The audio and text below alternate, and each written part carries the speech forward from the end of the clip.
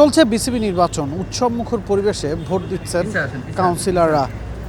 কেমন হচ্ছে এই নির্বাচন, কোন কোন ক্যাটাগরিতে কজন পরিচালক আসবে, কারা প্রতিদ্বন্দ্বিতা করছেন, এর সব কিছু নিয়ে কথা বলতে আমাদের সাথে আছেন সিনিয়র ক্রীড়া সাংবাদিক এবং টি স্পোর্টসের রিসার্চ এবং ডেভেলপমেন্টের হেড শামীম চৌধুরী।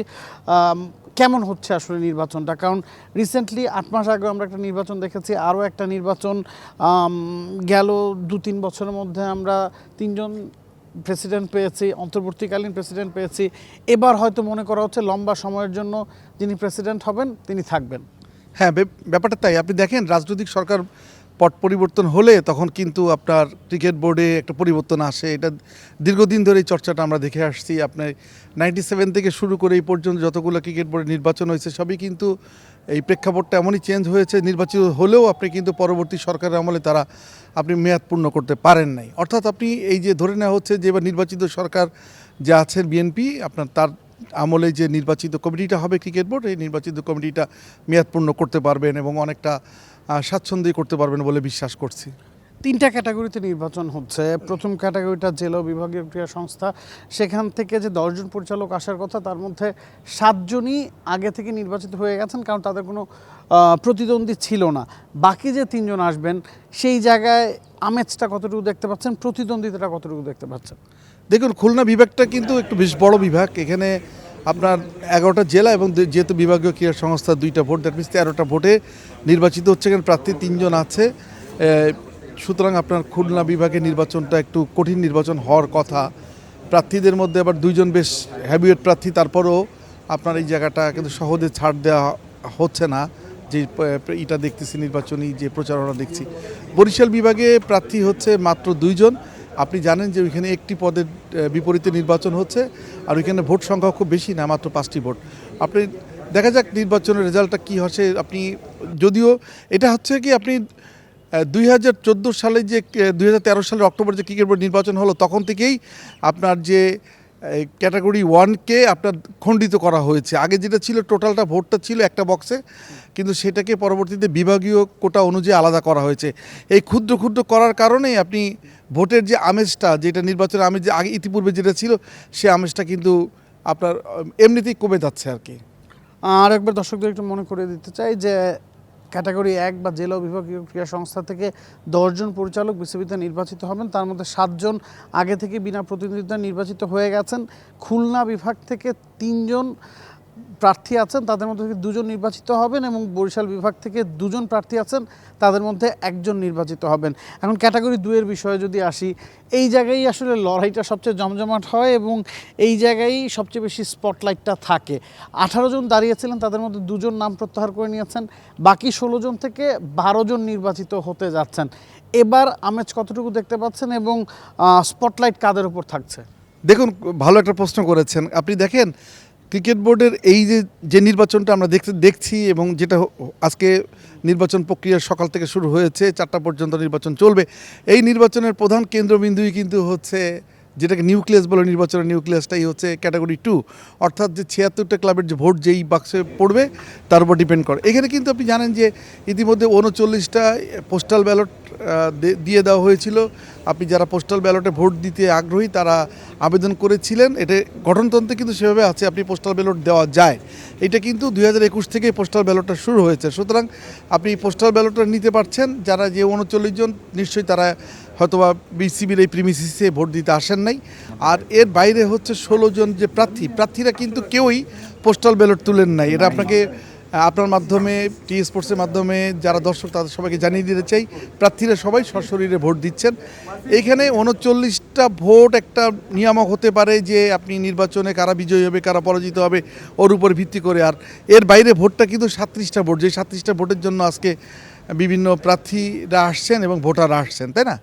এখন আপনি 16 জন প্রার্থী যারা আছেন, 16 জন প্রার্থীর মধ্যে আপনার 12টি পদে যে লড়াই হচ্ছে, এর মধ্যে সম্ভবত 14 জনের মধ্যেই লড়াইটা ঘুরে ফিরে হচ্ছে। 2 জন প্রার্থী একটু তাদের সাংগঠনিক ক্ষেত্রে একটু দুর্বলতা প্রকাশ পেয়েছে নির্বাচনে ভোট যুদ্ধে। বাকি 14 জনের মধ্যে কিন্তু তীব্র লড়াইয়ের সম্ভাবনাই আমি দেখছি।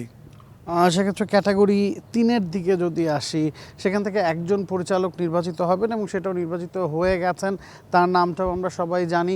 এটা কি কাউন্সিলরদের জন্য একটু ব্যাড লাক কিনা, যারা ভোটার হয়েছেন কিন্তু তারা ভোট দিতে পারলেন না, এই ক্যাটাগরি থেকে আগে থেকে একজন নির্বাচিত হয়ে গেছেন? দেখুন, ক্যাটাগরি 10-এ কিন্তু আপনি নির্বাচন প্রক্রিয়াটা শুরু হয়েছে 2008-এর নভেম্বর থেকে। তখন আপনি প্রথম নির্বাচিত হয়েছিলেন ফারুক ভাই এবং লিবু ভাই ইলেকশন করেছিলেন, লিবু ভাই জিতেছিলেন, সেখান থেকে শুরুটা হয়েছে। পরবর্তীতে আপনি খালেদ মাহমুদ সুজন এখানে নির্বাচিত হয়েছেন।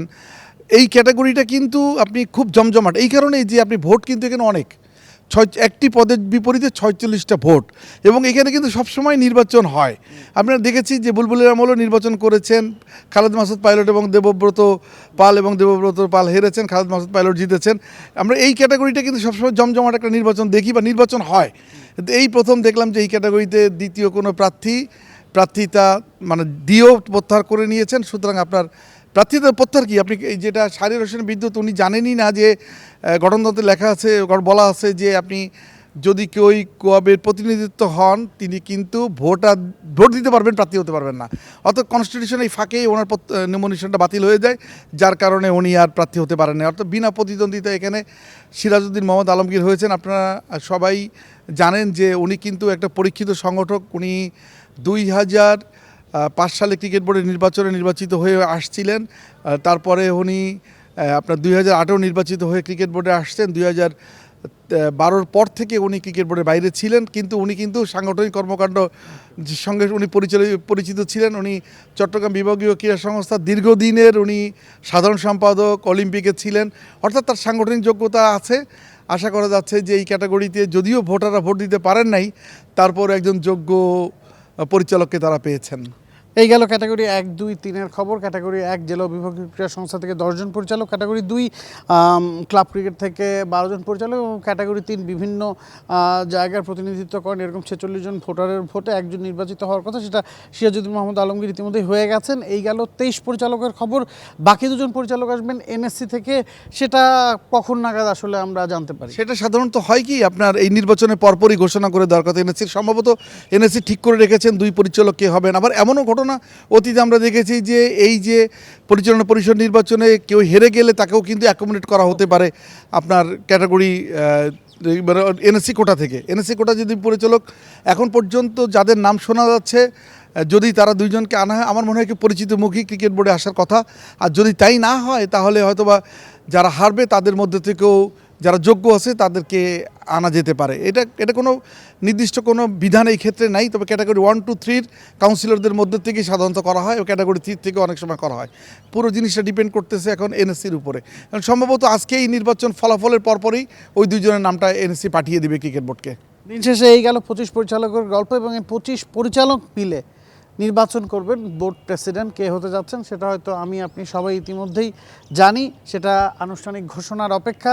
টি-স্পোর্টসের পর্দায় চোখ রাখবেন, বিসিবি নির্বাচনের সব আপডেট আমরা জানাবো আপনাদের। For more updates, subscribe to our YouTube channel and click on the bell icon. Follow us on Facebook and Instagram.